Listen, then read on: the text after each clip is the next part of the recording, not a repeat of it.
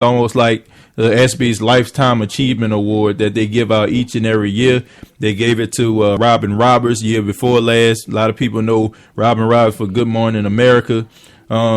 Jimmy V was the first recipient of it. I mean, a lot of people know about his famous speech that says, "Don't give up, don't ever give up." Well, Stuart Scott, he received the Jimmy V Award, and I just feel like it's only right that we leave the show tonight listening to the last public address that Stuart Scott gave, and it's a very powerful speech. So till next time, everybody, you already know, but I'm going to tell you anyway, we global. Rest in peace, Stu. Reminded that our life's journey is really about the people who touch us. When I first heard that I was going to be honored with this reward, the very first thing that I did was I was speechless, briefly. I've presented this award before. I mean, I've watched in awe as Kay Yao and Eric LeGrand and all these other great people grace this stage. And although intellectually I get it, I'm a public figure, I have a public job, I'm battling cancer, hopefully I'm inspiring.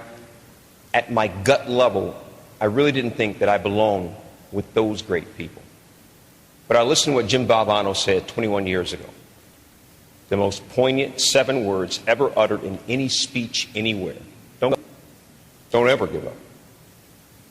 Those great people didn't. Coach Valvano didn't. So to be honored with this, I now have a responsibility to also not ever give up. I'm not special.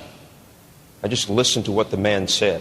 I listened to all that he said, everything that he asked of us. And that's to build the V Foundation. And let me tell you, man, it works. I'm talking tangible benefits. You saw me in that clinical trial. Now, here's the thing about that. Coach Valvano's words 21 years ago, helping me and thousands of people like me right now, direct benefits. That's why all of this, why we're here tonight, that's why it's so important. I also realized something else recently. You heard me kind of allude to it in the piece. I said, I'm not losing. I'm still here. I'm fighting. I'm not losing. But I got to amend that. When you die, that does not mean that you lose to cancer. You beat cancer by how you live, why you live, and in the manner in which you live.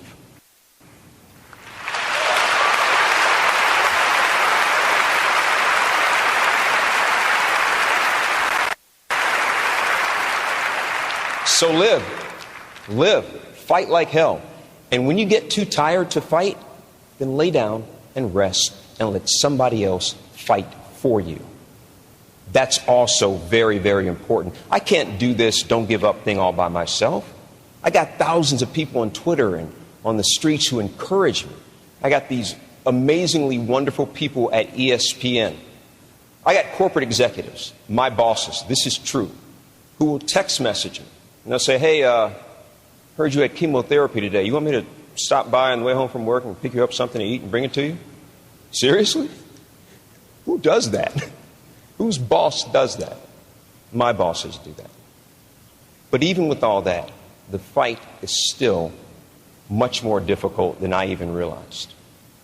What you didn't see in the piece is what's gone on probably the last 10 days. I just got out of the hospital this past Friday. 7-day stay. Man, I crashed. I had liver complications. I had kidney failure. I had 4 surgeries in a span of 7 days. I had tubes and wires running in and out of every part of my body. And guys, when I say every part of my body, every part of my body. As of Sunday, I didn't even know if I'd make it here. I couldn't fight.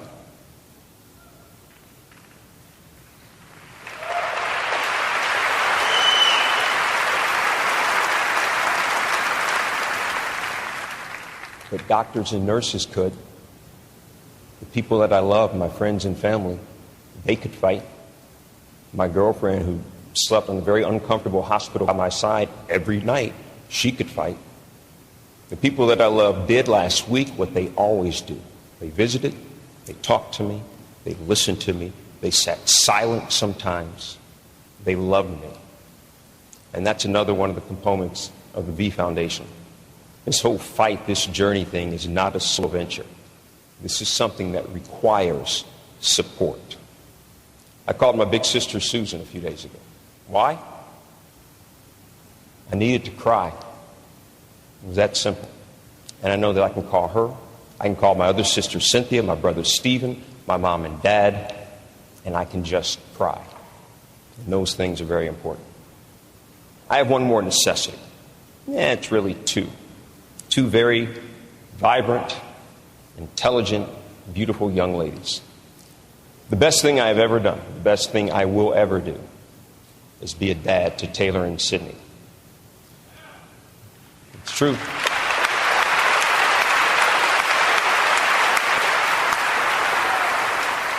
I can't ever give up because I can't leave my daughters.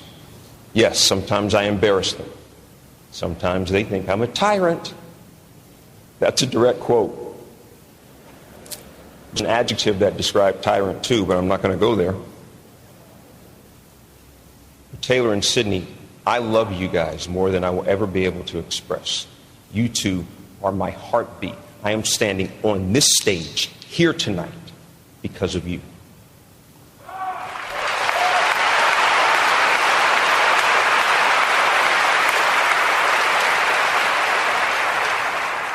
My oldest daughter, Taylor, I wanted her to be here, but college sophomore, summer school, second semester, starting this week.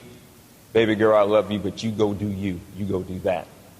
My littlest angel is here, my 14-year-old. Sydney, come up here and give Dad a hug because I need one.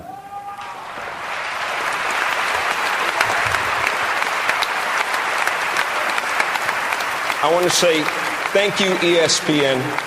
Thank you, ESPYs. Thank all of you. Have a great rest of your night and have a great rest of your life.